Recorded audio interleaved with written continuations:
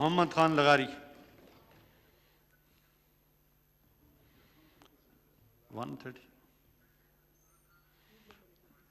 130 जी। बिस्मिल्लाहिर्रहमानिर्रहीम। शुक्रिया जनाब चेयरमैन।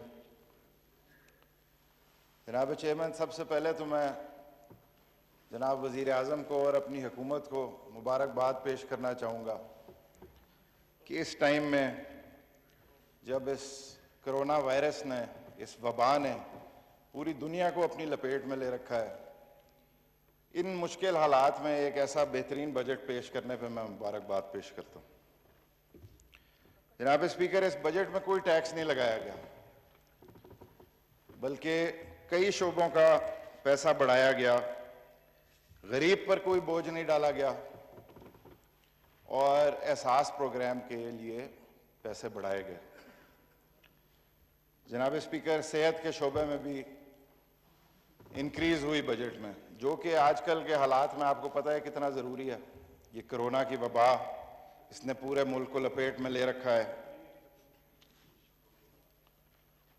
जनाब स्पीकर, जब से ये बजट पेश हुआ है, अपोजिशन की तरफ से बहुत तनकीद आ रही है इस बजट पे।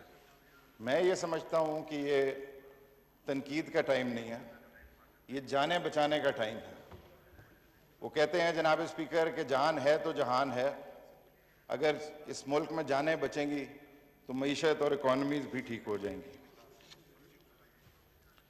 जनाब स्पीकर, मैं वज़ीर आज़म इमरान खान को खराज तहसीन पेश करना चाहता हूँ कि जिस वक़्त ये वबा फैली और दुनिया के बड़े छोटे ममालिक, उनकी इकॉनमीज इससे मुतासर हुई, दुनिया के बड़े बड़े लीडर्स के घुटने टिकवा दिए इस वबा ने। और जनाब स्पीकर, हमारे वज़ीर आज़म पे बहुत प्रेशर था हर तरफ से। कई लोग तो ये भी कहते थे कि इस मुल्क को ताला लगाकर चाबी साइड पर रखते तो इस वबा से जान छूटेगी। उस इमरान खान ने जनाब स्पीकर, चेयरमैन साहब, सिर्फ गरीब आदमी का सोचा उस वक्त, और उस टाइम पे जब कोई उम्मीद नहीं थी गरीब को, एहसास प्रोग्राम जैसा तोहफा गरीब तक पहुंचाया। और जनाब चेयरमैन, उन्होंने कंस्ट्रक्शन जैसा शोबा खोला ताकि गरीब आदमी का चूल्हा जलता रहे। जनाब चेयरमैन, आपने भी देखा होगा जब ये एहसास सेंटर्स पे पैसे बंट रहे थे, जब गरीब आदमी को पैसा मिल रहा था, वो मनाजर मैंने अपनी आंखों से देखे। चेयरमैन साहब, जब वो हाथ में गरीब पैसा पकड़े 12,000 रुपया लेकर वो निकलता था एहसास सेंटर से, तो वो रो रो के इमरान खान की लंबी उम्र की दुआएं करता था।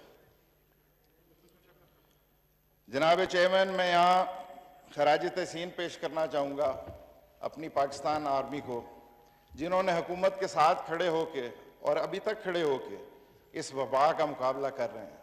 और ख़ुसूसन अपने मुल्क के डॉक्टर्स और पैरामेडिक्स को मैं खराज तहसीन पेश करना चाहूँगा, जो सारे कोविड पेशेंट्स का इलाज करते आ रहे हैं, अपनी जानों को खतरे में डाल के इलाज करते आ रहे हैं।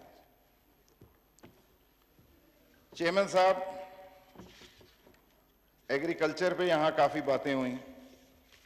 मैं खुद एक काश्तकार हूँ।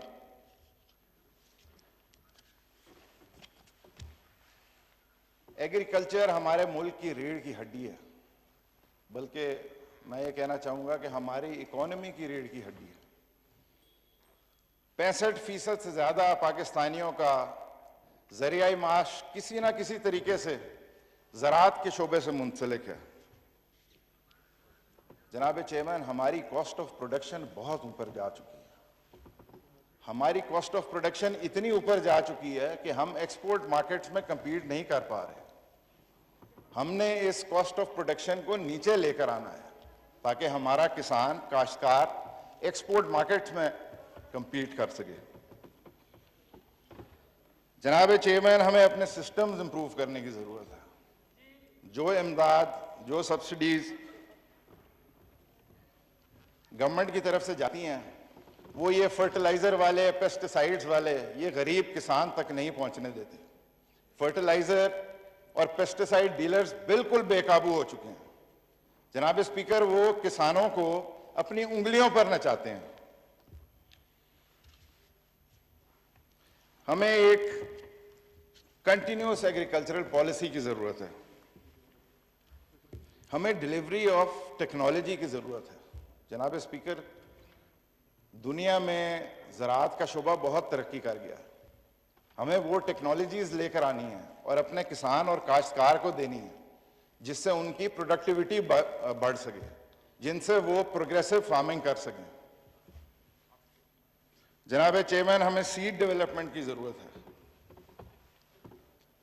हमारे सीड डेवलपमेंट पर फोकस करने की जरूरत है। हमारे सीड्स, जनाब चेयरमैन, आपकी मैं अटेंशन चाहूंगा इसके ऊपर। आपको पता है कि हमारे मुल्क में पानी की कमी है। हमें टेक्नोलॉजी वो देनी है किसान को, अपने काश्तकार को, जिससे वो पानी की बचत कर सके, जिससे उसको ये बताया जा सके कि इस टेक्नोलॉजी से आपकी बचत भी होगी और आपकी औसत भी बेहतर होगी। जनाब चेयरमैन, हमें क्लाइमेट चेंज का भी सामना है और अभी कुछ देर पहले अमीन साहब बात कर रहे थे कि we are one of those countries जो बड़े सिवियरली क्लाइमेट चेंज से हिट हुए हैं। जनाब चेयरमैन, हमें न्यू एग्रो इकोलॉजिकल जोन्स की जरूरत है, एग्रो इकोनॉमिकल जोन की जरूरत है। चाइना से हमारी एक पार्टनरशिप चल रही है सीपैक में। जनाब चेयरमैन, मैं ये चाहूँगा कि चाइना के साथ मिलकर हम थिंक टैंक्स बनाएं जिसमें चाइनीज़ एग्रीकल्चरल एक्सपर्ट्स बैठें, हमारे पाकिस्तान के ज़राअत के शोबे से मुंसलिक जो एक्सपर्ट्स हैं वो बैठें और हमारा किसान उनकी एक्सपर्टीज से फ़ायदा उठा सके। जनाब चेयरमैन, बेशतर पाकिस्तानी जो हैं वो छोटा बड़ा माल मवेशी रखते हैं पाकिस्तान में, बल्कि मेरा ताल्लुक डेरा गाजी खान से है। हमारी जो इंडस की बेल्ट है और जो हमारी कोहे सुलेमान की बेल्ट है और उससे लेके बलूचिस्तान तक, बल्कि पूरे पाकिस्तान में छोटा बड़ा माल मवेशी रखा जाता है। इसकी एक्सपोर्ट भी होती है। जनाब स्पीकर, यूएई और सऊदी अरेबिया जैसे ममालिक में हमारा जानवर जाता है। मेरी ये वज़ीर आज़म साहब से दरख्वास्त होगी कि इन एक्सपोर्ट का दायरा कार वसी किया जाए ताकि हमारा गरीब आदमी इससे फ़ायदा उठा सके।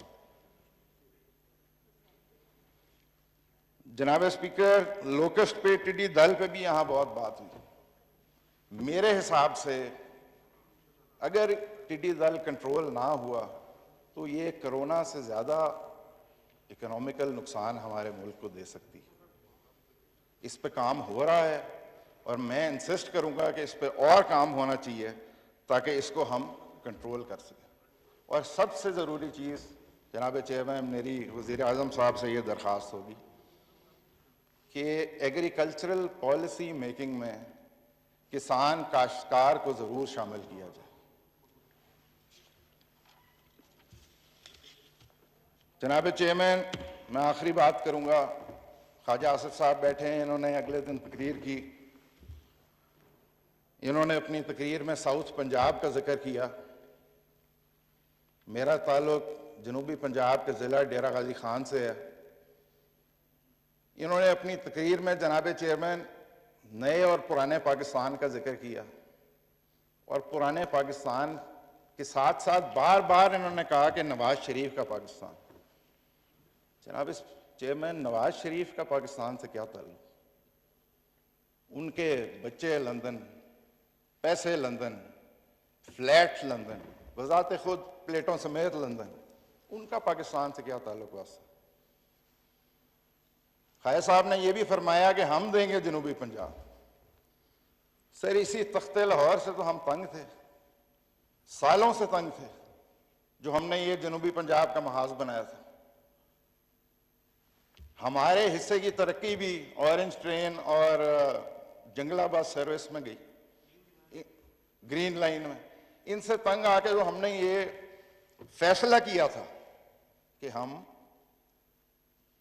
इनसे तख्ते लाहौर से जान छुड़ा के रहेंगे।